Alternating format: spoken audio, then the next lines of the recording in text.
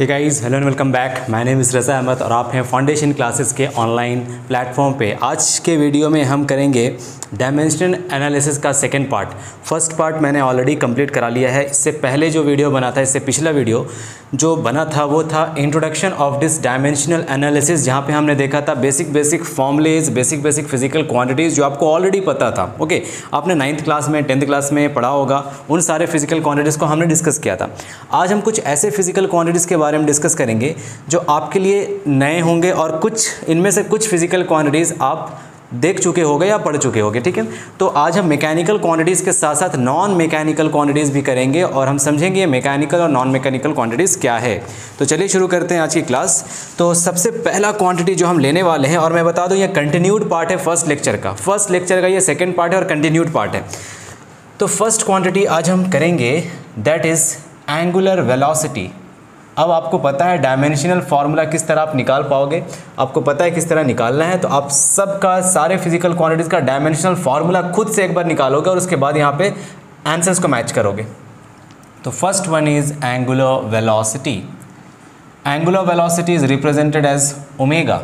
Okay, तो angular velocity निकालने के लिए हमें फॉर्मूला पता होना चाहिए। भाई अगर हमें फॉर्मूला पता ही नहीं होगा किसी भी फिजिकल क्वांटिटी का तो हम डायमेंशंस तो निकाल नहीं पाएंगे। तो सबसे पहली बात यह है कि आपको एंगुलर वेलोसिटी का फॉर्मूला पता होना चाहिए। देखो, हम एंगुलर वेलोसिटी का फॉर्मूला लीनियर वेलोसिटी से कंपेयर करके निकाल सकते हैं। v is equal to r omega. अब यहाँ पे v क्या है? v है तुम्हारा लीनियर वेलोसिटी। जो स्ट्रेट लाइन में वेलोसिटी जनरली जो हम समझते हैं वो है लीनियर वेलोसिटी। ओके, जो वेलोसिटी अब तक हम पढ़ रहे थे, और ये है angular velocity. Angular velocity.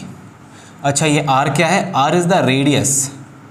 r is the radius. अगर आपने मेरा सर्कुलर मोशन का टॉपिक देखा होगा 9th क्लास के लेक्चर सीरीज से, तो सर्कुलर मोशन में मैंने डिस्कस किया ये वेलोसिटी और एंगुलर वेलोसिटी के बीच का रिलेशन। ओके, आपने अगर नहीं देखा 9th क्लास का वो टॉपिक तो आप देख लेना जा करके। सर्कुलर मोशन आपको डिटेल में समझ आ जाएगा। चलो, तो यहाँ से हम निकाल सकते हैं एंगुलर वेलोसिटी का फॉर्मूला।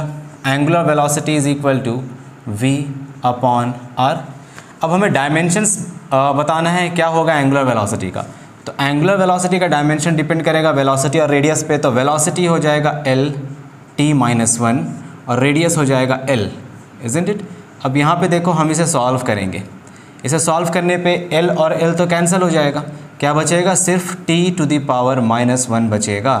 दैट मीन्स इसे हम लिख सकते हैं m0 l0 t-1। ठीक है, that means the dimension of angular velocity is 0 in m, 0 in l and -1 in time. और डायमेंशनल फॉर्मूला है m0 l0 t-1। क्लियर? अच्छा, दूसरा फॉर्मूला हमारे पास, दूसरा फिजिकल क्वांटिटी है frequency. Frequency small f, it is defined as 1 divided by time period. Okay, अब इसका डायमेंशन देख लो, 1 upon time period. Time period मतलब टाइम का डायमेंशन t, ऊपर गया बन गया t-1। तो इसे हम लिख सकते हैं m0 l0 t-1। अब यहाँ देखो, ये दो फिजिकल क्वांटिटीज़ एंगुलर वेलोसिटी और फ्रीक्वेंसी दोनों अलग अलग क्वांटिटीज़ है, बट इनका डायमेंशनल फार्मूला सेम है।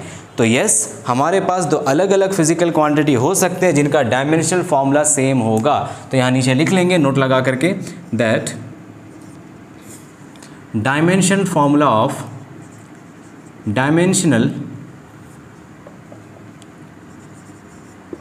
फार्मूला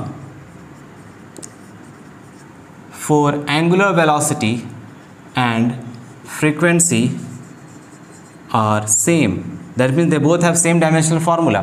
एग्जामिनेशन में कई बार पूछा जाता है कोई दो ऐसे फिजिकल क्वांटिटीज़ बताइए जिनका डायमेंशनल फार्मूला सेम हो। तो एंगुलर वेलोसिटी और फ्रीक्वेंसी हो गया।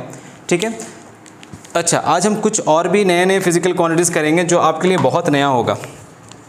ओके, पहले कुछ और फिजिकल क्वांटिटीज़ कर लेते हैं, जैसे moment of inertia. Number 3, moment of inertia. अब ये मोमेंट ऑफ इनर्शिया क्या है? मोमेंट ऑफ इनर्शिया डिफाइन करते हैं हम mass into radius of gyration. Mass into radius of gyration, this is the radius of gyration. Okay, जब rotational motion पढ़ोगे तो ये सब आप पढ़ोगे, और रोटेशनल मोशन हमें पढ़ना है। हमारे 11th क्लास के सिलेबस में है ये रोटेशनल मोशन। तो डी हो गया radius of gyration. Radius of gyration क्या है ये सब समझोगे आप बाद में जब आप इस टॉपिक को पढ़ोगे। तो अभी तो सिर्फ हम फॉर्मूला लिखकर बता रहे हैं आपको किस तरह से आप डायमेंशन कैलकुलेट कर सकते हो। दिस इज़ मास। अच्छा, इसका डायमेंशन देखो, मास के लिए कैपिटल M और डी के लिए कैपिटल L। ठीक है, डी क्या है, रेडियस है, रेडियस को मेजर करेंगे मीटर्स में मतलब L, तो ये हो जाएगा MLT0, MLT0 बराबर। ओके, अब मोमेंट ऑफ इनर्शिया के बाद हमारे पास दूसरा फिजिकल क्वांटिटी है रेजिस्टेंस। रेजिस्टेंस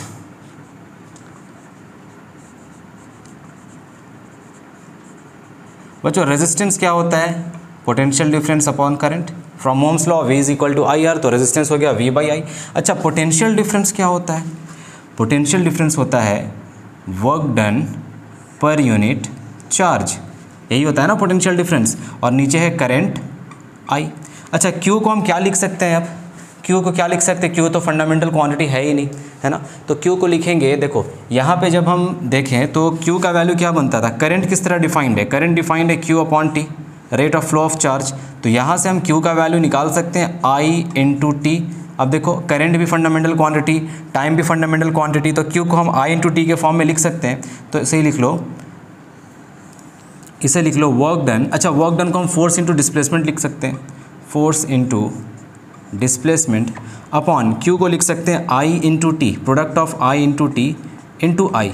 अब यहाँ से देखिए फिर से, फोर्स का डायमेंशन फॉर्मूला MLT-2, ये हो गया फोर्स के लिए। डिस्प्लेसमेंट के लिए हम यूज़ करते हैं कैपिटल L, ये हो गया, डिवाइडेड बाई I और I बन जाएगा I स्क्वायर। और करंट के लिए मैंने आपको फर्स्ट लेक्चर में बताया था, करंट के लिए हम यूज़ करेंगे A, एम्पियर। ठीक है, A, तो I इंटू I स्क्वायर हो गया, तो A स्क्वायर हो जाएगा ये करंट का। ठीक है, और टाइम के लिए T, टाइम के लिए T। यहाँ पे दो क्वांटिटीज़ आपको देखने को मिलेगा। एक क्वांटिटी तो आपको अभी देखने को मिला करंट, करंट के लिए हम यूज़ करेंगे कैपिटल A, और एक मिलेगा टेम्परेचर, और टेम्परेचर के लिए हम यूज़ करने वाले हैं थीटा।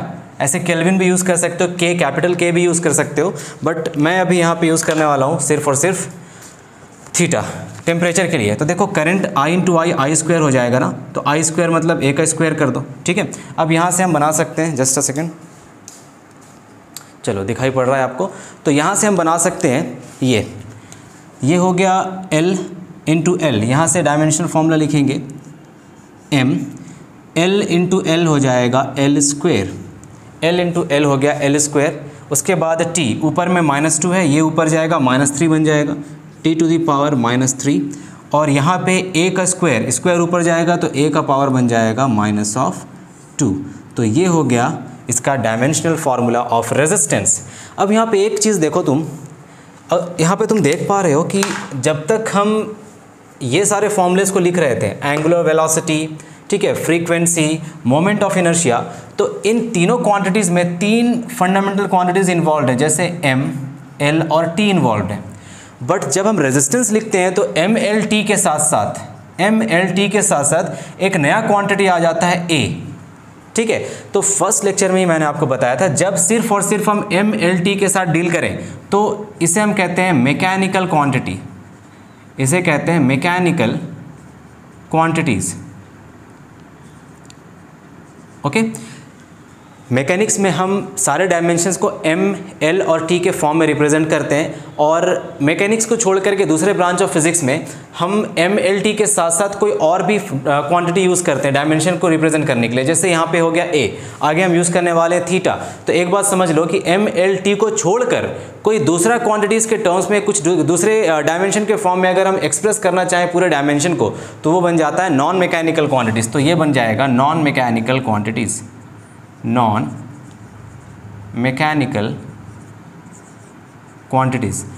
क्लियर है? मतलब ये हुआ कि MLT, जहाँ तुम्हें MLT दिखा उसके अलावा और कुछ भी नहीं दिखा, आग बंद करके समझ जाओ वो मैकेनिकल क्वांटिटीज है, क्योंकि मैकेनिक्स में हम सिर्फ और सिर्फ MLT के साथ डील करते हैं। बट नॉन मैकेनिक्स में या नॉन मैकेनिकल क्वांटिटीज़ के साथ हम A भी आ जाएगा, थीटा भी आ जाएगा, कैंडेला भी आ जाएगा, इस तरह से अलग अलग क्वांटिटीज़ आ जाएगा वहाँ पे।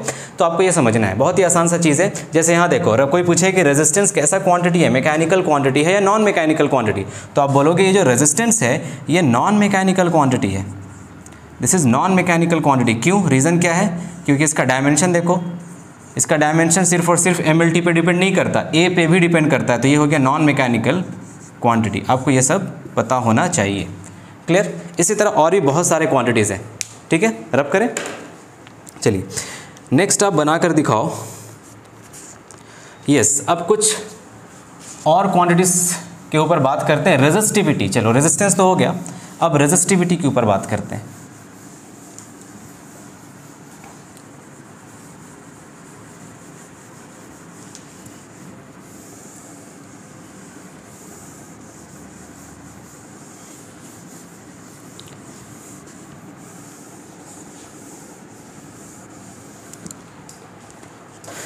देखेंगे रेजिस्टिविटी,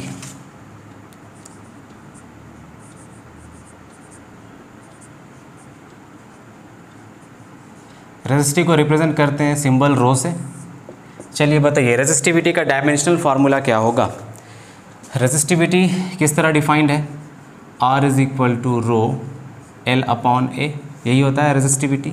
अब यहाँ देखो, यहाँ से हम लिख सकते हैं RA upon L is equal to rho is the resistivity. ठीक है, अब यहाँ देखिए हमें रेजिस्टिविटी का फॉर्मूला तो मिल गया, जहाँ A है area of cross section, L is the length and R is the resistance.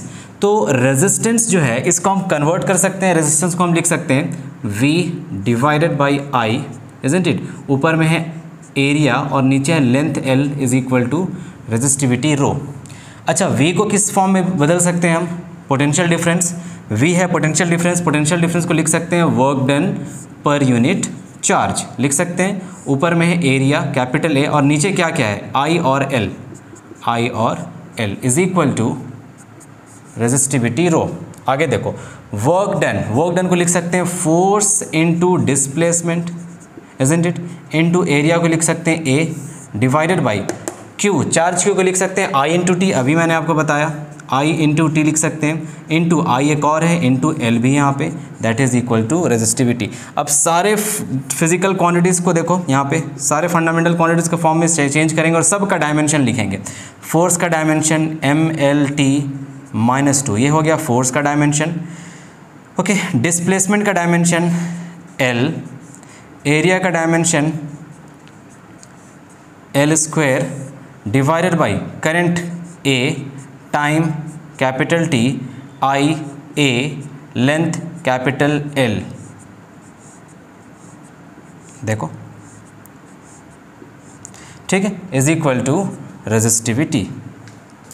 अब क्या क्या कैंसिल हो रहा है? कैंसिल करो। यहाँ से एक L और एक L कैंसिल हो गया, और कुछ कैंसिल हो रहा है क्या? नहीं। अब इसे सबको साथ में लिखो। सबसे पहले लिखेंगे M सिंगल है, ठीक है। उसके बाद लिखेंगे L और L², ये बन जाएगा L3।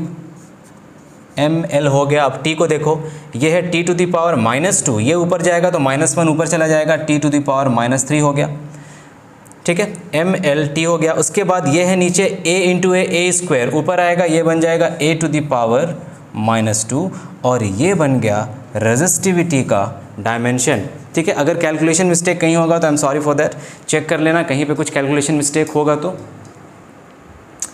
बट मेरे ख्याल से कोई मिस्टेक नहीं होना चाहिए, ध्यान से कर रहा हूँ। A इंटू A² -2, ठीक है, T टू द पावर -2 और नीचे एक T था ऊपर गया -3, L³ A² इंटू L, ठीक है। तो रेजिस्टिविटी का डायमेंशन फॉर्मूला हो गया ये। दैट मीन्स रेजिस्टिविटी किन किन डायमेंशंस पे डिपेंड करता है? 1 इन मास, 3 इन L, -3 in T and -2 in A, ठीक। अब ये भी एक नॉन मैकेनिकल क्वांटिटी है, दिख रहा है यहाँ पे। MLT को छोड़कर A पे भी डिपेंड कर रहा है, ये सिर्फ इसी पे डिपेंड नहीं कर रहा है, A पे भी डिपेंड कर रहा है। तो इस तरह के क्वांटिटीज़ को हम कहते हैं non mechanical quantities. Clear?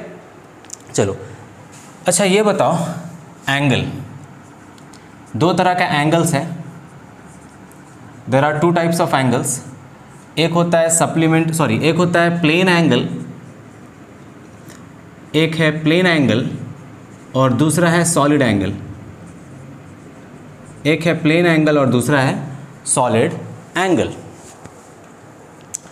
Plane angle का फॉर्मूला होता है ds upon r. ds is the arc length. जैसे यहाँ पे देखो, थोड़ा एक्सप्लेन कर रहा हूँ मैं, सप्लीमेंट्री एंगल से ये दोनों, ये जो आर्क है ये एंगल है थीटा, ठीक है। ये क्योंकि छोटा सा एंगल है तो इसे हम कहते हैं डी थीटा। छोटे से एंगल के लिए डी लिखते हैं डी थीटा। और ये जो आर्क लेंथ है, length of this arc, it is called as d s. बहुत छोटा सा लेंथ है आर्क, डी एस। और ये हो गया रेडियस, स्मॉल आर, ठीक है। तो ये डिफाइंड है d theta is equal to d s upon r. अब देखो d s is the arc length, मतलब length of the arc, that means इसका यूनिट भी होगा मीटर्स। अगर हम लेंथ मेज़र करें, डी एस कितना है, 1 मीटर, 2 मीटर, 3 मीटर, क्या लेंथ है इस आर्क का, तो इसका यूनिट हो जाएगा मीटर, मतलब ये हो गया मीटर, ऊपर में ऐसा यूनिट। रेडियस भी हम मीटर्स में मेज़र करेंगे, तो इन दोनों का देखो, इन दोनों को काट दो, क्या हो जाएगा ये, क्या हो जाएगा ये, सेम फिजिकल क्वांटिटी है, मीटर मीटर कट गया। अच्छा यहाँ देखो, ऐसे तो सेम फिजिकल क्वांटिटी है, बट इसका जब एसआई यूनिट देखा गया तो एसआई यूनिट रखा गया इसका radian. The SI unit is radians, SI unit is radian. But इसका कोई डायमेंशन नहीं होता। इसलिए नहीं होता क्योंकि ऊपर देखो, ऊपर भी इसे हम मीटर में मेज़र करेंगे, नीचे भी इसे हम मीटर में मेज़र करेंगे। ये दोनों, ये जो रेशियो है ये सेम फिजिकल क्वांटिटी का रेशियो है, okay. It is the ratio of, it is the ratio of same physical quantity. अब क्योंकि ये सेम फिजिकल क्वांटिटी का रेशियो है तो ये होता है डायमेंशनलेस, इसका कोई भी डायमेंशन नहीं होता, ये होता है डायमेंशनलेस, ओके। बात समझ आ रही है ना, डायमेंशनलेस क्वांटिटी होता है। तो एंगल, सॉलिड एंगल के साथ भी वही केस है। सॉलिड एंगल के साथ भी केस ये है कि ऊपर नीचे रेशियो बराबर होता है। मतलब ये जो सॉलिड एंगल है, जिस तरह ये प्लेन एंगल है, सॉलिड जिस तरह प्लेन एंगल प्लेन में बनता है, ठीक है, 2D में बनता है, उसी तरह सॉलिड एंगल एक 3 डायमेंशनल शेप में बनता है। जैसे ये देखो, यहाँ देखो, ये जो एंगल बन रहा है, इस दोनों हाथ को मिलाओ इस तरह से, ये जो एंगल बन रहा है 3D एंगल, इसे कहते हैं हम सॉलिड एंगल। और सॉलिड एंगल का एसआई यूनिट, सॉलिड एंगल का अगर फॉर्मूला देखोगे तो ये होता है d a upon r square, radius का स्क्वायर, और ये एरिया होता है, ठीक है। ये जो एरिया कवर कर रहा है, ऊपर में जो एरिया है, ठीक है, जो आपको दिखाई नहीं पड़ रहा, इमेजिन कर पाओ तो ये ऊपर में जो सर्कुलर एरिया बन रहा है वो area divided by arc, radius का स्क्वायर। तो ये भी मीटर स्क्वायर में मेज़र होगा, और रेडियस स्क्वायर मतलब मीटर स्क्वायर, एरिया तो मीटर स्क्वायर में मेज़र करते ही हैं हम। ऊपर है एरिया, नीचे है आर स्क्वायर। देखो आराम से समझो इसको, ऊपर है एरिया और नीचे है आर स्क्वायर। एरिया मतलब इसका यूनिट है मीटर स्क्वायर, आर का स्क्वायर मतलब मीटर स्क्वायर, तो सेम फिजिकल क्वांटिटी हुआ ना। इसीलिए इन दोनों का कोई भी डायमेंशन नहीं होता, डायमेंशनलेस कहते हैं हम इसे, डायमेंशनलेस। तो एंगल्स आर डायमेंशनलेस, ठीक है। एंगल्स का कोई भी डायमेंशन नहीं होता, चाहे तुम प्लेन एंगल ले लो या फिर तुम सॉलिड एंगल ले लो, कोई भी डायमेंशन नहीं होता एंगल का। बट इसका एसआई यूनिट होता है। जैसे यहाँ देखो, एसआई यूनिट क्या है, फर्स्ट वाले प्लेन एंगल का एसआई यूनिट है रेडियन, इसका एसआई यूनिट है रेडियन। बट सॉलिड एंगल का एसआई यूनिट है स्टी रेडियन, सॉलिड एंगल का एसआई यूनिट होता है स्टी रेडियन। डायमेंशनलेस है, कोई डायमेंशन नहीं, बट इनका एसआई यूनिट है। तो अगर क्वेश्चन है कि क्या कोई ऐसा फिजिकल क्वांटिटी है जिसका कोई डायमेंशन तो नहीं बट एसआई यूनिट ज़रूर है, तो ऐसा फिजिकल क्वांटिटी होता है। क्या हो गया, ये एंगल हो गया, मतलब प्लेन एंगल और solid angle. It has no dimension but it has a unit, that means we can say SI unit. तो यहाँ पे लिख लेंगे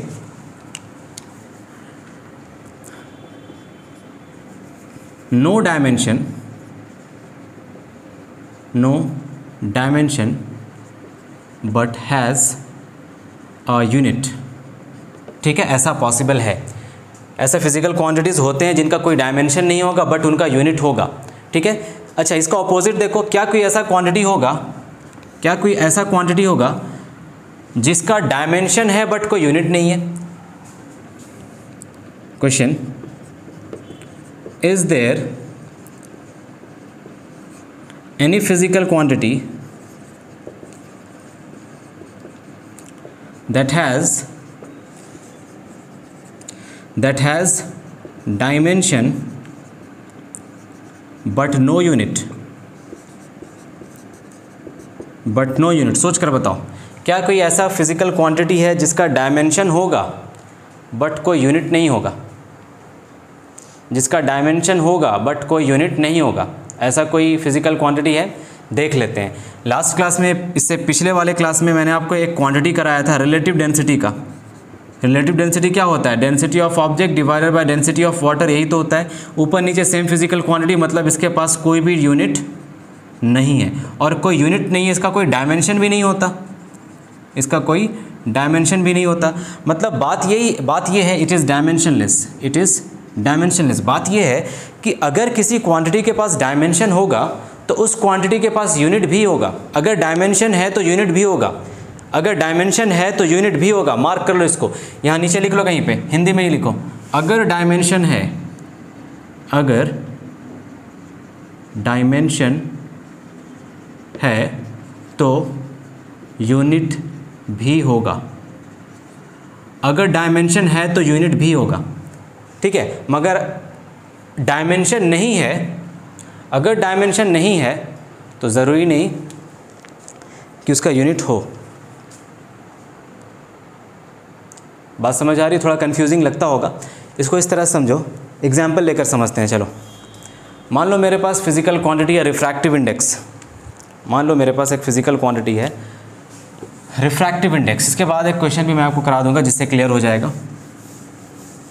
मेरे पास एक क्वांटिटी है रिफ्रैक्टिव इंडेक्स, रिफ्रैक्टिव इंडेक्स, ठीक है। उसी तरह रिलेटिव डेंसिटी, इसी तरह स्ट्रेन। ये कुछ ऐसे क्वांटिटीज़ है जिनका कोई भी डायमेंशन नहीं होता।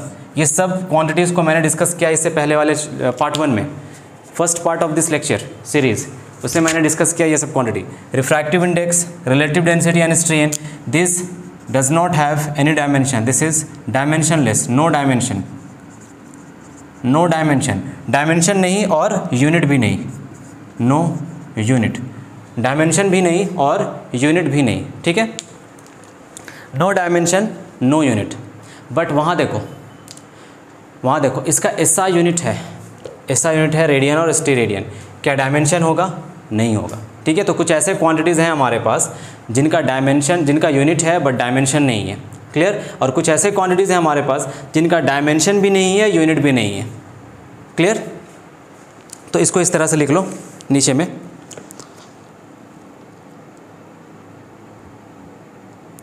a quantity having dimensions must possess some unit, a quantity having dimension, a quantity having dimension must possess some unit,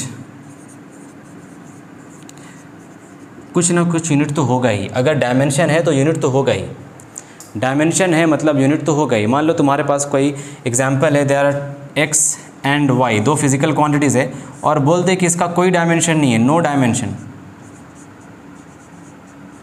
इसका कोई भी डायमेंशन नहीं है। अब बताइए इसका यूनिट होगा कि नहीं होगा? कोई भी डायमेंशन नहीं है, इसका यूनिट होगा कि नहीं होगा?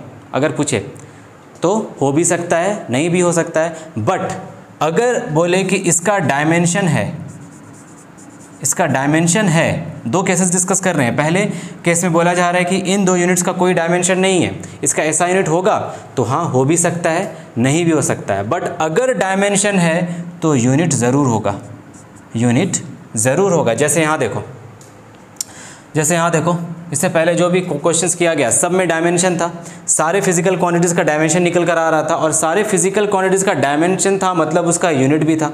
बात बराबर है। फर्स्ट केस में देखो, अगर कोई डायमेंशन नहीं है तो ये ज़रूरी नहीं कि उसका यूनिट होगा, ठीक है। जैसे यहाँ देखो, इनका कोई डायमेंशन नहीं है, इनका कोई यूनिट नहीं है, लेकिन सेकंड केस में डायमेंशन नहीं है बट यूनिट है। तो ज़रूरी नहीं कि जिनका डायमेंशन नहीं है उनका यूनिट ना हो, ऐसा ज़रूरी नहीं, बट जिसका डायमेंशन है उसका यूनिट ज़रूर होगा। आई थिंक अब क्लियर हो गया है, ठीक है, क्लियर है। तो ये चीज़ लिख लेना, अ क्वांटिटी हैविंग डायमेंशन, अगर किसी क्वांटिटी का डायमेंशन निकल कर आ रहा है तो उसका यूनिट ज़रूर से ज़रूर होगा। बट अगर किसी क्वांटिटी का डायमेंशन नहीं है तो उसका यूनिट होगा या नहीं होगा वो डिपेंड करता है क्वांटिटी पे। बात आ रही है समझ में? चलिए, आई थिंक इतना समझ गए होगे तुम। अब इस कॉन्सेप्ट के साथ हम कुछ और कांस्टेंट्स के डायमेंशंस को लिखने का कोशिश करेंगे। जैसे हमारे पास कुछ कॉन्स्टेंट्स हैं जो डायमेंशन भी हो, जिनके पास डायमेंशन भी होता है और कुछ डायमेंशन लेस भी होते हैं. There are some constants like gravitational constant. Okay, कुछ एग्जांपल दे रहा हूँ मैं आपको, समझने की कोशिश करना. कुछ कॉन्स्टेंट्स के बारे में डिस्कस कर लेते हैं जो फिज़िक्स में अक्सर देखने को मिलता है. तो कांस्टेंट दो तरह से डिफाइन कर सकते हैं हम डायमेंशन को लेकर के. एक तो होता है डायमेंशनलेस कांस्टेंट्स, डायमेंशनलेस कांस्टेंट्स, और एक तो होता है constants having dimensions, constants having dimensions. अब एग्जांपल क्या है समझो. देखो कुछ ऐसे कांस्टेंट्स मतलब क्या, acceleration due to gravitation chapter में मैंने आपको कराया था फर्स्ट लेक्चर में ग्रेविटेशनल कांस्टेंट जी. तो ग्रेविटेशनल कांस्टेंट्स कुछ एक ऐसा कांस्टेंट है जिसका डायमेंशन होगा, ग्रेविटेशनल कांस्टेंट जी का डायमेंशन होता है. उसी तरह बोल्ट्जमैन कांस्टेंट्स के, इसका डायमेंशन होगा. ओके, गैस कांस्टेंट आर, इन सारे कांस्टेंट्स का डायमेंशन होगा. बट कुछ ऐसे कांस्टेंट है जिसका डायमेंशन नहीं होता है. फॉर एग्जांपल पाई एक कांस्टेंट है, इसका कोई डायमेंशन नहीं होता. ओके, एवोगैड्रोज नंबर ये क्या है, एवोगैड्रोज नंबर भी एक कांस्टेंट है बट इसका कोई भी डायमेंशन नहीं होता. तो ये कुछ ऐसे कांस्टेंट हैं जो डायमेंशनलेस होते हैं, और ये कुछ ऐसे कांस्टेंट हैं जिनके पास डायमेंशन होता है. जैसे प्लैंक कांस्टेंट H, इसके पास भी डायमेंशन है, प्लैंक कांस्टेंट में भी डायमेंशन होता है. फॉर एग्जांपल देखो मैं आपको बता रहा हूँ, अगर हम प्लैंक कांस्टेंट का डायमेंशन निकालना चाहें, देखिएगा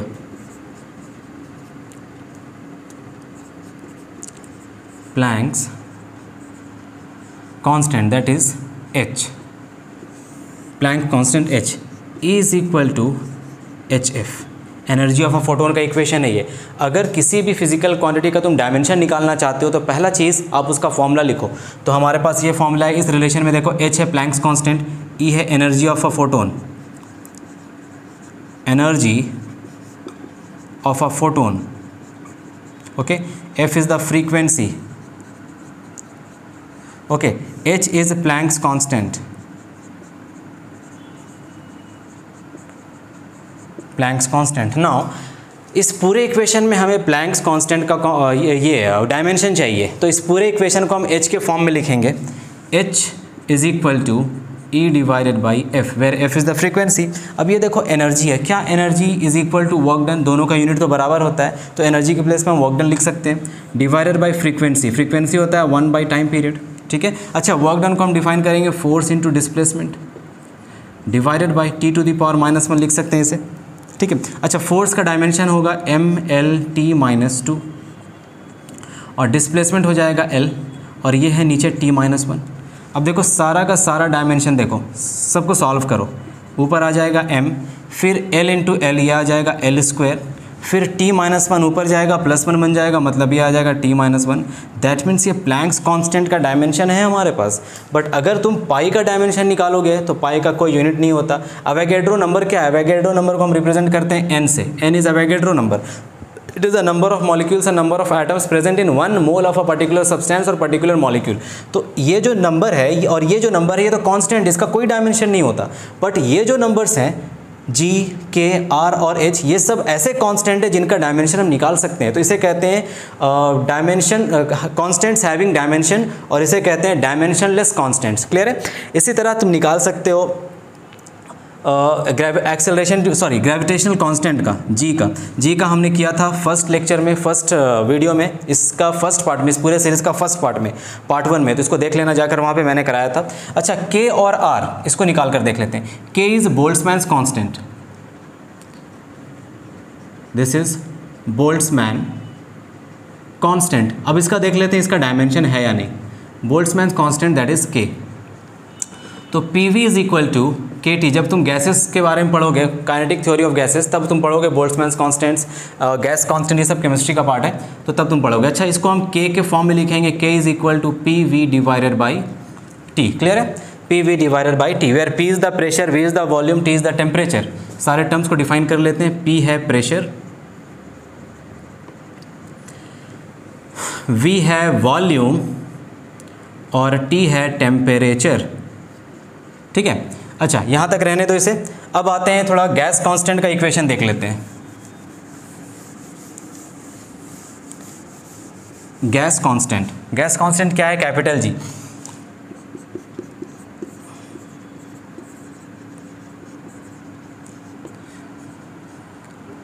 sorry, gas constant is capital are.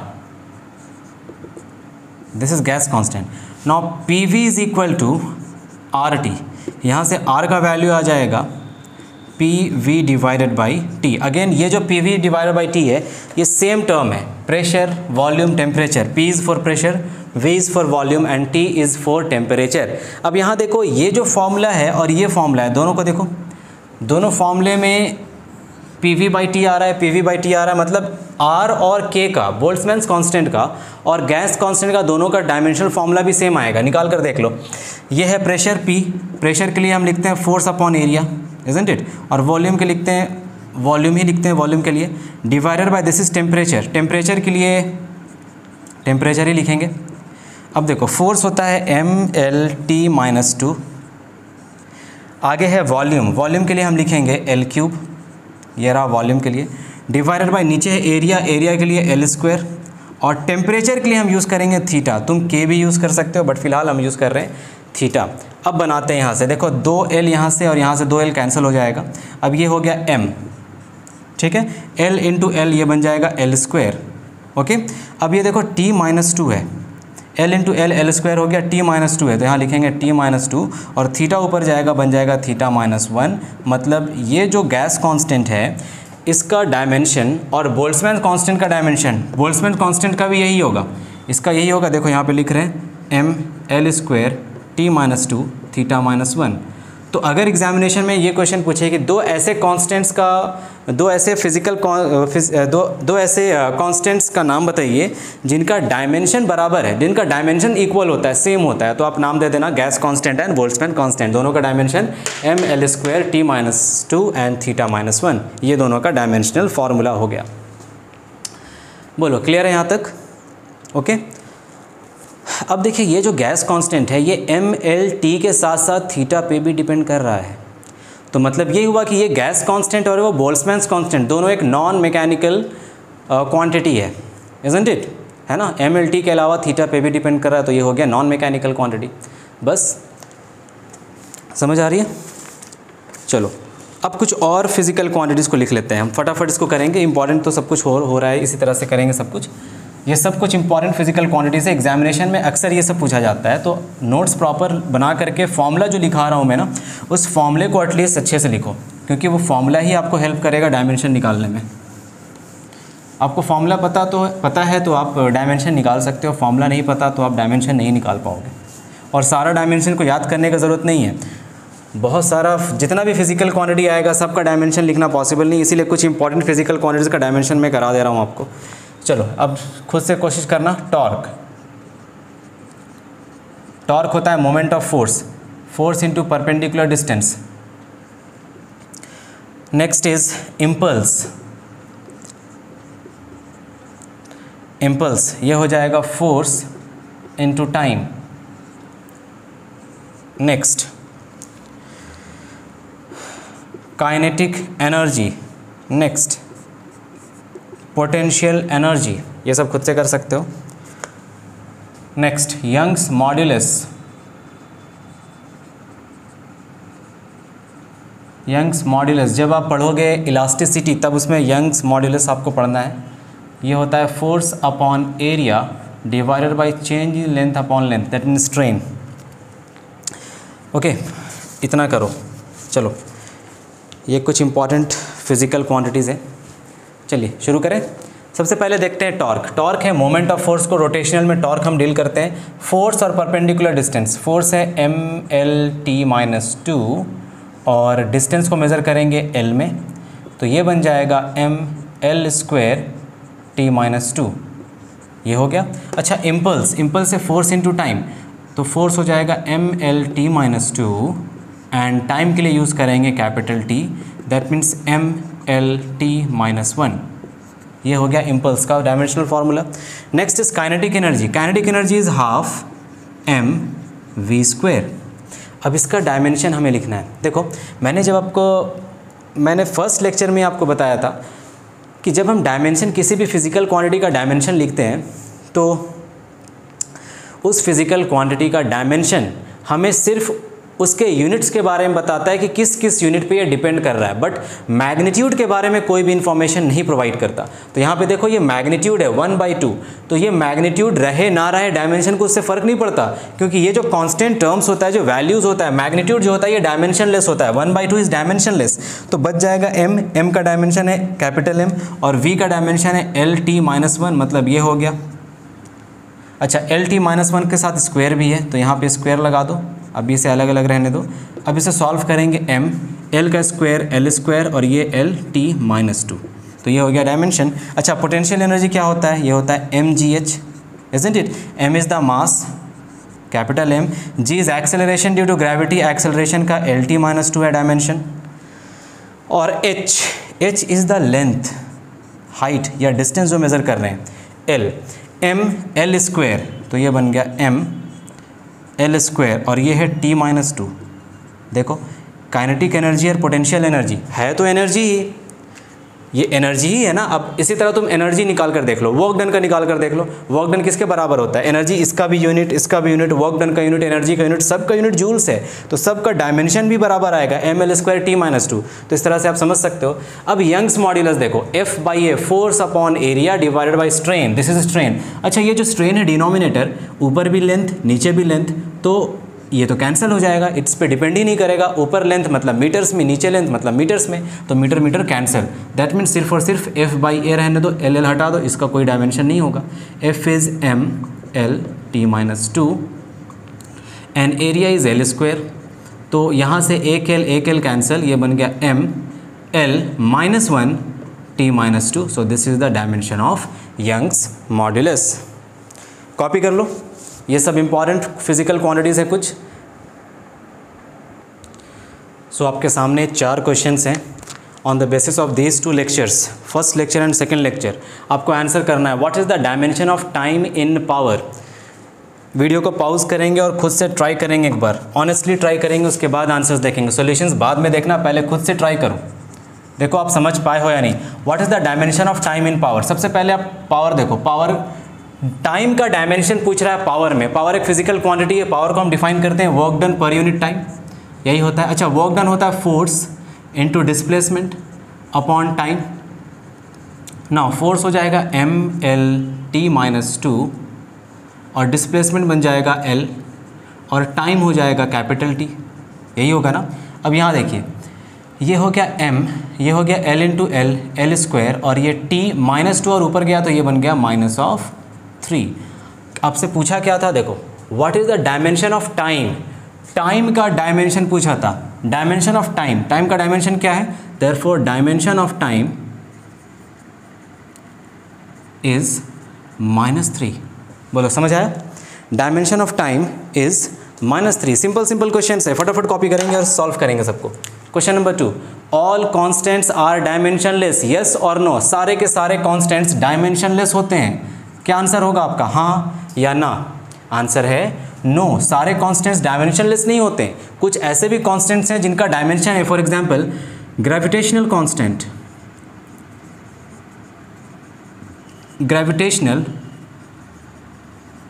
Constant G, इसके पास डायमेंशन है। दूसरा प्लैंक्स कांस्टेंट, प्लैंक्स कांस्टेंट, इसके पास भी डायमेंशन होगा H। तीसरा बोल्ट्जमैन्स कांस्टेंट, ये सब कुछ हमने डिस्कस किया है अभी, इसके पास भी डायमेंशन होगा बोल्ट्जमैन्स कांस्टेंट K।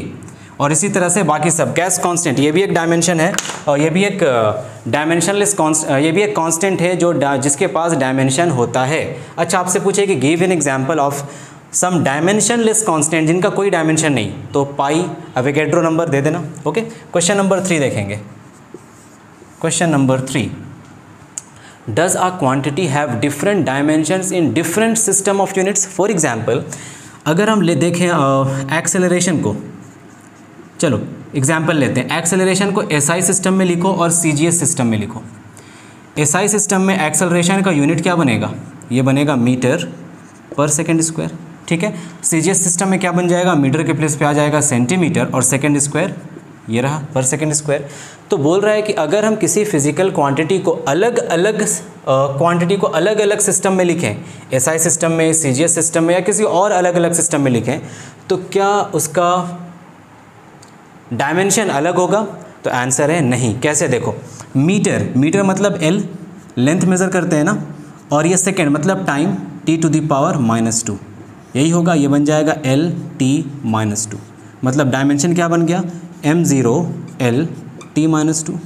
अब सेकंड देखिए, इसमें भी देखें सेंटीमीटर मतलब लेंथ मेज़र कर रहे हो तो ये भी हो जाएगा L, सेकंड मतलब टाइम मेज़र कर रहे हो T-2, तो ये हो गया, ये भी बन गया LT-2, मतलब m0 LT-2। तो देखो क्या दोनों का डायमेंशन बराबर आ रहा है, दोनों का डायमेंशन बराबर आएगा। नो मैटर आप किसी भी सिस्टम में कन्वर्ट कर दो फिजिकल क्वांटिटी को, MKS सिस्टम में कर दो, FPS सिस्टम में कर दो, है ना, CGS सिस्टम में कर दो, SI सिस्टम में कर दो, उसका डायमेंशन चेंज नहीं करेगा, डायमेंशन वही रहेगा अलग अलग सिस्टम में भी। ठीक है, 3 क्वेश्चन हो गया। क्वेश्चन नंबर 4, इसको ट्राई करेंगे खुद से। Question number 4, last question of this class.